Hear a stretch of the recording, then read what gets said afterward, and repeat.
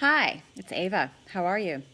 Listen, as the Goddess Guides are just starting to go out into the world, I wanted to share a couple early reader impressions that really touched my heart that I think will touch yours.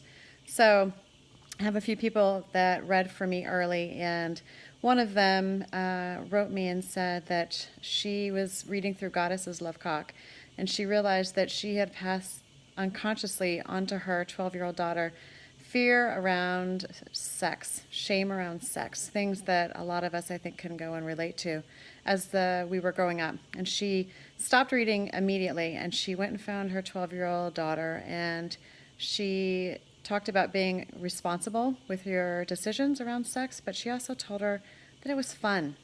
And she told me her daughter's reaction was complete shock. She had never imagined that it was fun. In fact, she kind of thought it was scary. And I realized, and so did she, that little girl's life has been changed. She probably is going to have a much easier time with her first experience with sex, with her impressions about sex, because it doesn't have to all be shameful. It doesn't have to be guilt-ridden. In fact, it doesn't have to be any of that. We can make a different choice. And that mother decided to make a different choice after reading Goddess's Lovecock.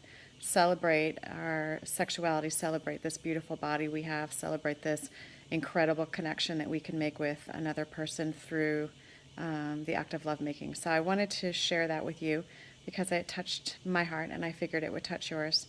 And I also wanted to share another story about another reader who ended up talking to her husband about her saying she's sorry all the time. I talk about this as something we don't really need to do anymore. I realized a long time ago that I was saying I'm sorry like 20 sometimes a day.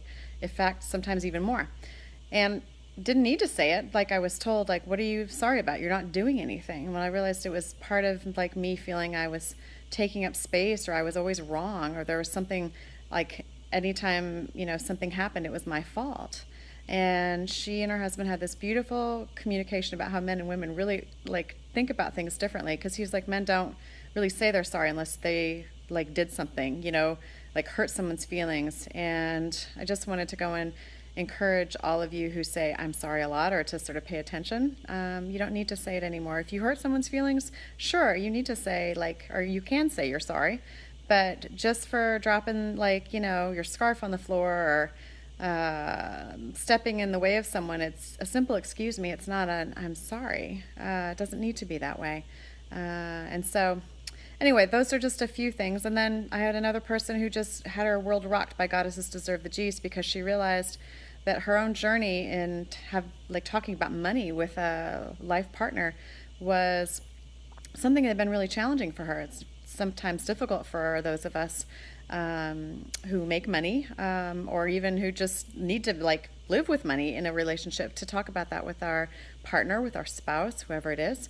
And it sort of rocked her world. She was like, I want every woman that I know who to read this book, because it's so critical for all of us women to be able to talk about money, about how we feel about it, about how we want it to play out in our relationship. It's cited as one of the main reasons for divorce. And honestly, after reading Goddesses Deserve the G's, I can tell you, if you do this, if you listen to sort of what's in there, that's not going to be one of your issues in a relationship. That's for darn sure. And it doesn't really need to be something that takes us apart from each other. So those are just some early stories that I wanted to share.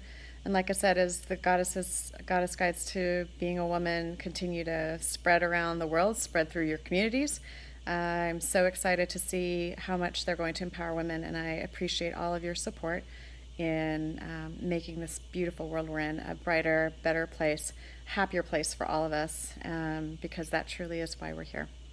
Thanks again, and I'll talk to you soon.